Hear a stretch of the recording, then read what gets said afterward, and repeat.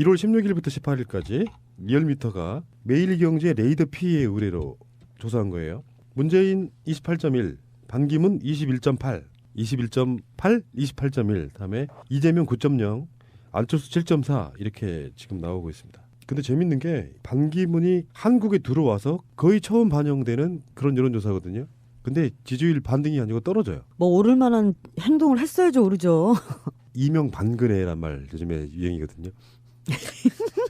그리고 남자 박근혜라는 뜻으로 반근혜라는 표현도 씁니다. 김영삼 대통령이 붙여준 박근혜 씨의 별명은 칠푼이었고요. 그보다 못하다는 의미의 반푼이. 칠푼이는 온푼이의 10분의 7이라는 뜻이고 반푼이는 10분의 5 이런 뜻이거든요. 더 못하다는 뜻이에요. 그 정도로 지금 혹평을 받고 있죠. 예. 반기문 씨가 정말 좋은 행보를 보여줬다 그러면 우리 이렇게까지 할 이유가 없는데 배신자에 대한 철저히 경쟁해야 된다. 전 그렇게 보는 거예요. 문재인 지지율은요. 지난주보다 2포인트 오히려 올라갔고요. 반기문은 내려갔습니다. 이건 일단 다시 한번 우리가 말씀드리고 시작하죠. 여론조사를 다 믿는 건 아니다. 여론조사를 완벽히 신뢰하는 건 아닌데 흐름만 본다. 미리 전제를 해놓고 이야기하는 게 좋을 것 같아요. 실제로 대선 가면 이렇게 안 나오지 않습니까? 이렇게 안 나온다는 말씀은 이제 실제보다는 더 높게 나올 거다 이런 말씀이죠. 그러니까 지금 양자 대결이나 삼자 대결도 여론조사가 있는데 대선 가면 그렇게 안 나오니까 흐름만 보자는 거죠. 누가 올라가고 떨어지는지. 이번 주 여론조사는 야마, 코어가 이거예요. 반기문이 컨벤션 효과 전혀 없었다. 실제로 가면 이렇게 안 나올 거다. 저는 조금 다른 말씀 드려볼게요. 실제로 가면 이렇게 안 나올 거다라는 거에 대해서 조금 무리하거나 조금 소위 얘기하는 리스크가 있는 얘기지만 저는 이렇게 나올 수도 있다고 봐요. 또 한편으로는 지난주에 얘기했을 때인가요? 우리가 반기문 컨벤션 효과가 그래도 조금 있지 않을까. 실제 저희가 지난주에 다뤘던 조사는 나오기 직전 조사였잖아요. 그래서 귀국 직전 조사였죠. 그렇죠. 예. 네. 근데 실제로 귀국해서 다니고 나면 그래도 컨벤션 효과가 조금은 있지 않을까라는 얘기도 할 때 제가 별로 안 오를 거다. 이렇게 얘기를 해놓고 혼자 집에 가가지고 야 이러다 오르면 어떡하지 하고 사실은 약간 쫄아가지고 야 이거 이러다가 또 여기 저 새날에서도 패널 잘리면 어떡하나 내가 속으로 사실은 그럼 그거 막 페이크 뉴스 만들어가지고 돌리고 한 게 김민석 대표님 아니에요 그럼? 아니 근데 나 이거 안 올라야 되는데 하고 속으로 되게 그 쫄고 있었는데 안 오르는 것처럼 저는 실제로도 이럴 수 있다고 봐요. 그러니까 이게 무너진다는 거죠. 결국은 기대를 맞춰줘야 이게 되는 건데 기대를 앞으로도 계속 맞춰줄 수 있는 것이 저는 별로 없다고 봐요. 당에 들어가도 그렇게 될까요? 그 바른정당에 들어가도 지금은 이제 혼자 움직이는 거고 교통정리가 제대로 안 돼서 생기는 걸 수도 있고 이명박 전 대통령 만나서 두 분이서 30분을 대화를 나눴다고 하면 그 안에서 뭔가 모종에 뭐가 있지 않았을까? 그러면은 정당에 들어가서 좀 조직된 힘이 받쳐주면 조금 지금보다는 조금 올라가지 않을까 이런 생각도 해보거든요. 전 반대로 보는데요. 네. 바른정당 지지율보다 반기문 지지율이 높잖아요. 근데 그 지지율을 물론 반기문이 들어가면 바른정당 지지율도 좀 올라가겠지만 사실 저는 다른 사람은 몰라도요. 어차피 박근혜는 직접 만날 수 없다고 치면 이명박을 만난 것 자체가 어쩌면 패인일 수도 있고 뭐 여러 가지 조건이 있고 보수의 본령에 있는 사람들은 그래도 아직 새누리당을 더 지지하는 사람이 많다고 보면요. 그럴 때 이쪽 저쪽 양다리 계속 걸치다가 바른정당에 딱 안착하는 순간 오히려 새누리당 고정 지지율은 더 빠지면서 오히려 지지율이 더 떨어질 가능성도 있지 않겠습니까? 이게 오기 전부터 너무 오래전부터 설레발을 친 결과예요. 오기 전부터 어떤 실체가 어떤지도 모르는 상태에서 지지율이라는 게 존재를 했고 그리고 뭐 이 사람이 오면 뭔가 대단하게 바뀔 것처럼 해서 아주 정말 공허한 지지율이 있다가 딱 오니까 이건 정말 그거에도 새누리당 그 지지하는 사람들 수준에도 못 맞춰줄 정도인데 뭐 제가 저번 주에는 김혜원 의원님 말씀하신 것처럼 정당이나 이런 데 들어가면 지지율 바뀌니까 그때 가봐야 한다고 했는데 요 일주일간 행보를 보니까 아니에요. 오를 것 같지도 않아요. 너무나 실망스러운 그런 행동을 하시더라고. 가짜뉴스 때문에 본인이 피해를 많이 본다고 지금 그러고 있어서 어쨌든 제가 지난주에 반기문 전 총장에 대해서 좀 긍정적으로 얘기한 건 뭐냐면 다 안 된다고만 얘기하면 또 견제를 누군가 해야 돼서 저는 반기문을 약간 좀 띄워주는 쪽으로 방향을 잡겠습니다. 그래서 긴장을 하니까. 근데 이런 지지율은 들어오기 전부터 새누리당 유, 바른정당 포함 그쪽 후보로 뛸 것이다라고 들어왔는데 구 여권 내에서 반기문을 지지했던 사람들이 이제 갈리는 추세. 예를 들면 새누리당 안 갈 거야. 박근혜 정당으로는 안 들어갈 거야라고 생각했던 사람들은 반기문에 대한 지지율을 처리하는 상태인 거고 기존에 여권 지지해왔던 사람들 중에 그래도 우리가 정권을 잡을 수 있어라고 하는 신락 같은 희망이 있는 사람들은 반기문을 지지할 거고 네. 일단 여기서 일단 갈렸을 거라고 좀 보고요. 근데 이제 아직 마음 못 주는 사람들은 어떤 거냐면은 반기문의 이런 발언들이 있잖아요. 뭐 기회가 되면 촛불 집회도 나가겠다라든지 팽목항을 간다라든지 그쪽 지지 세력들이 보기에는 아직도 양다리 걸치고 있는 것 같은 느낌 때문에 마음을 못 주거나 아예 제껴놓거나 하는 그런 민심도 있지 않겠어요? 저는 선택을 하고 검증을 하고 뛰면 뛸수록 빠진다고 보는 입장이에요. 어차피 이건 예측이니까 이제 자신의 전망을 조금 더 이렇게 내놓는다는 점에서 얘기한다면 계속 빠질 거라고 했던 전망에 기초해서 저는 시간이 갈수록 훨씬 더 많이 빠지고 굉장히 흔들릴 거라고 보는 편이에요. 왜냐하면 반기문 현상이라는 것 자체가 신기루인데 이게 뭔가를 포괄적인 지지 기반을 구축할 수 있을 것 같은 기대. 근데 와서 이미 지금 하나씩 쳐가고 있단 말이에요. 거기 들어가서 결국은 뭐 정치 교체 얘기하면서 뭐 뭔가 포괄적인 현재의 정치와는 다른 정말 세계적인 전혀 경험해보지 못한 유엔 수준의 뭐 이런 거를 시전하실 줄 알았는데 내놓을 것처럼 보이다가 결국은 가다가 이것저것 치고 안 돼서 바른정당으로 간다.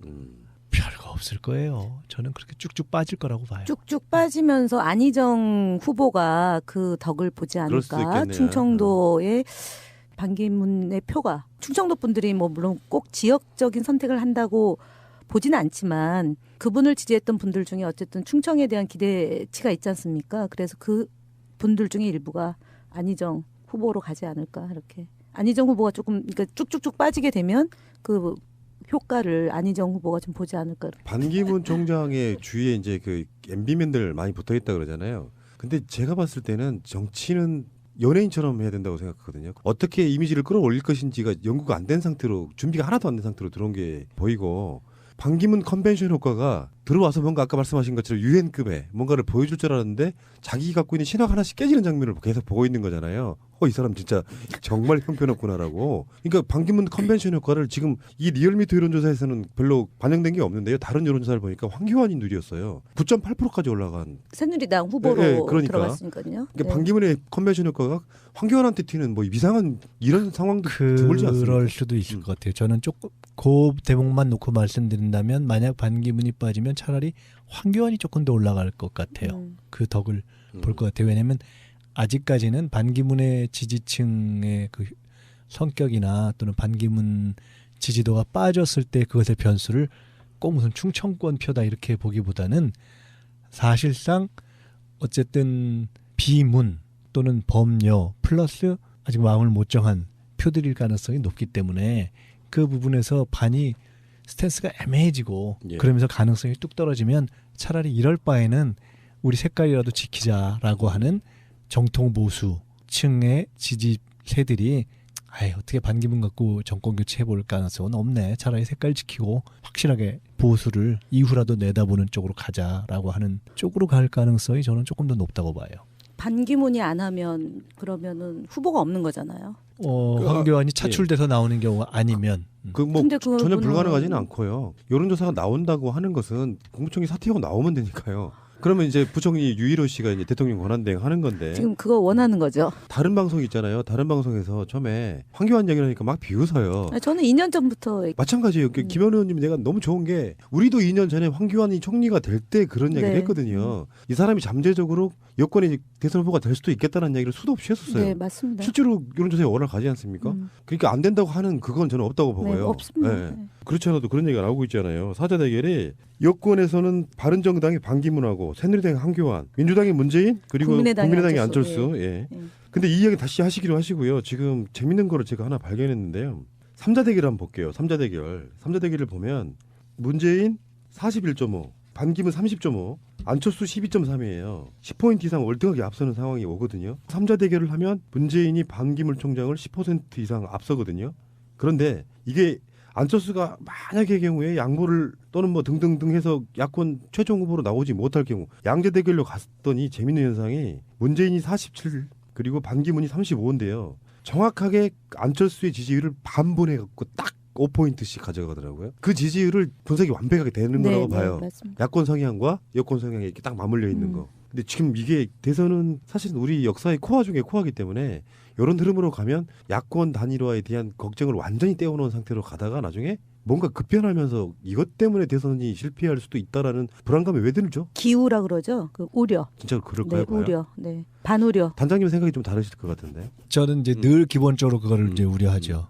말씀드렸듯이 이번에는 제1야당 민주당 자체의 경선에서 파열음이 나지 않게 얼마나 안정적으로 뭉쳐서 가느냐 하는 게 우선 더 중요하다.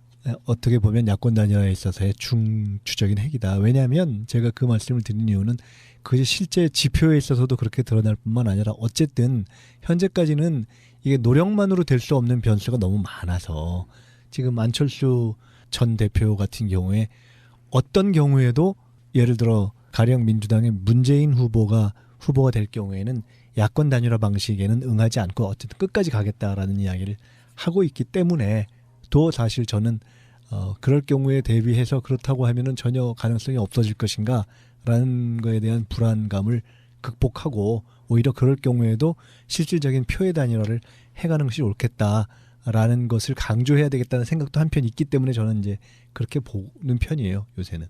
재밌는 것 중에 하나가 박원순 시장이 약간 좀 박원순 시장의 지지율이 최근에 미미한 수준이지 않습니까? 그렇다 보니까 갤럽에서 대선 주자 8명 중에서 빼버린 거예요. 사건이 일어난 거예요. 그런 일이 있었죠. 네. 네. 그러면 굉장히 당황스러울 것 같아요. 사실 가장 정확한 건 누구누구 예시가 없이 사람이 직접 답하게 하는 게 맞다고 생각해요. 몇 명에 들어있고 상관없이 나는 김인석 찍을 수도 있잖아요. 대통령 됐으면 좋겠다고. 근데 뭐 8명 안에 군을 만들어 놓고 거기서 빠져버리면 특별한 이슈가 없는 한 새가 더 쪼그라들 가능성이 없잖아요. 디스티 없는데 박원순 시장님 굉장히 마음이 좀 급하게 생겼어요 지금.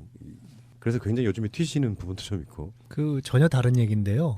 전에 한번 그런 말씀드린 적이 있는 것 같은데 이게 경선을 거쳐서 대선 본선까지 가는 과정을 예를 들어 한 주자의 입장에서 쭉 간다는 것이 굉장히 쉽지 않은 일이에요. 이게 여러 가지로 지금 박원순 시장님 얘기를 하려고 한 게 아니라 반기문 제가 전 총장 얘기 때문에 이 얘기를 꺼낸 건데 반 총장이 뭐 지금 돈이 없어서 가령 뭐 당을 선택해야 되겠다라는 얘기 등등 포함해서 사실은 그런 것들이 계속 매일매일 한 가지를 하면 예를 들어 뭐 2가지 하면 하나 정도는 악재가 나오면서 이게 쭉쭉 빠지고 있잖아요. 근데 제가 더 관심 갖는 그런 악재는 뭐였냐면 이번에 기자들한테 나쁜 놈들 막말한 거거든요. 근데 그게 나쁜 놈들이라고 했다는 것보다 더 중요한 건 저 양반의 지금 심리가 한 일주일 사이에 어디까지 갔을까 하는 거를 제가 이렇게 생각을 해본 거예요. 굉장히 지금 피곤한 상태이기 때문에 짜증이 나는 거란 말이에요. 근데 사실 매일매일 일어나서 이 주어진 스케줄을 소화하고 그다음에 질문에 답하고 하는 것이 거의 하루 종일 온 국민 앞에 맨낯을 드러내야 되는 그런 것이어서 정말 상당한 준비와 이런 것이 되어 있지 않으면 안 되는데 사실 아주 정상인의 입장에서 볼 때도 시차도 극복 안 됐을 정도의 지금 시간에 무리하게 지금 가고 있는 거잖아요. 그래서 저게 이제 그렇게 견딜 수 없는 상태에서 이게 지지율이 지금 쭉쭉 빠지고 있는 것인데 이거를 극복할 만한 이제 별로 다른 수단이 없는 것이어서 이게 무너질 가능성이 높다고 제가 얘기한 것이고 지금 이제 박 시장님 얘기를 할 때 제가 이제 다른 얘기로 지금 이제 온 건데 박 시장님이 가령 그런 하나의 건 때문에 이렇게 마음이 초조해질 수도 있다라고 말씀하셨기 때문에 이게 실제로 그런 초조함의 아주 극단적인 경우는 지금 아마 반기문 전 총장에게서 훨씬 더 증폭된 형태로 나타날 것이다 이렇게 보는 거죠. 이 다음 방송 지금 녹음도 준비되어 있는데요. 여기 그 방송에 정치인들의 뇌구조 분석하는 코너가 있어요. 제목이 반기문 이미 멘탈 붕괴됐다 해서 그 징후들이 있어요. 그 방송에서 또 따로 이야기를 하겠지만 평정심을 유지할 수 없는 상태까지 저는 가버렸다고 보거든요. 그러니까 보통 일반인보다 훨씬 더 못하는 행보를 보임으로써 자기 스스로 지금 무너지고 있는 상태. 김현 의원님 잘 아시겠지만 그 기억나세요? 옛날에 이회창 씨가 창자 어쩌고저쩌고 했던 거 옛날에 그 창자론. 그게 기자들한테 한 얘기였잖아요. 근데 사실은 박근혜 대통령도 후보 시절에 굉장히 짜증을 많이 냈었어요. 왜 그런 걸 저한테 왜 그런 걸 물어보시죠? 뭐 이런 식으로. 그다음에 이제 그때는 카바가 됐죠. 카바가 아마 됐죠. 언론에서 그걸 키우지 않고 카바한 거예요. 반 총장이 모르는 게 있어요. 그러니까 시중에 나오는 것 중에 하나가 그 종편의 패널이 하나 얘기해서 반 총장이 종편의 존재를 잘 모르는 것 같다. 실시간으로 이렇게 생으로 나가잖아요. 예전에는 이제 10년 전에는 사실은 생중계되는 형태의 보도가 없었어요. 그러니까 이제 편성된 뉴스만 나온 거고, 그리고 적당히 그러니까 소위 말하는 마사지가 가능했단 말이에요. 근데 워낙에 이게 경쟁이 치열하고 그리고 이제 감시 구조가 많아지다 보니까 그게 방어가 안 되는 거죠. 그러니까 이분이 10년이라는 공백 기간, 대한민국의 10년이라는 공백 기간이 이런 문제에 적응하지를 못하는 거죠. 저는 제일 놀라운 건 사실은 주머니에 손 놓고 얘기하는 거였어요. 아, 그랬어요? 네, 그건 못 강중과 봤네. 기자들하고 저도 뭐 봤습니다. 삼겹살 구워 먹는 그 얘기를 하면서 이제 하는데 손을 넣었다 뺐다가 하시더라고요. 넣었다가 빼는 거예요. 근데 저분이 저런 분이 아니었어요. 10년 동안 유엔 사무총장은 늘 받뜸의 대상이잖아요. 그러니까 늘 의전적으로 최고의 의전을 받았고 최고의 대접을 받고 전 세계를 돌아다녀 157개인가 다닌 거잖아요. 그러면 이 사람이 10년 사이에 예전에 있었던 본인의 겸손함, 이제 그 뭐 기름 장어도 있지만 겸손함도 있었던 분이에요. 그것이 싹 없어진 거죠. 그러니까 늘 대접만 받다가 보니까 주머니에 손 넣는 거나 또는 본인한테 예의 없는 질문에 대해서 막말이 나오고 이런, 그러니까 부지불식간에 나오는 게 아니냐 이런 판단이 들더라고. 뇌구조 얘기하니까 말씀드리는 거고, 박원순 시장은 사실은 좀 아쉬운 거는 세월호의 그 천막, 그다음에 이 촛불 집회가 가능한 것은 서울시장이 더불어민주당 박원순 시장이 있기 때문에 가능한 거예요. 만약에 뭐 오세훈 시장이거나 이명박 시장이었다면 그런 집회 상상도 못하는 거죠. 뭐 이명 불상사가 나도 12번은 더 났을 텐데, 그런 본인의 장점과 그 역할, 이것을 좀 적극적으로 홍보하고 그래서 이렇게 서울시정을 잘했던 박원순 시장이기 때문에 대한민국 국정 운영도 잘한다 이러면 되는데, 조금 네거티브적인 방식이 사람들한테 실망감을 주고 오지 않았냐. 그리고 공동정부 지금 구성에 대해서 공동정부하고 공동경선인데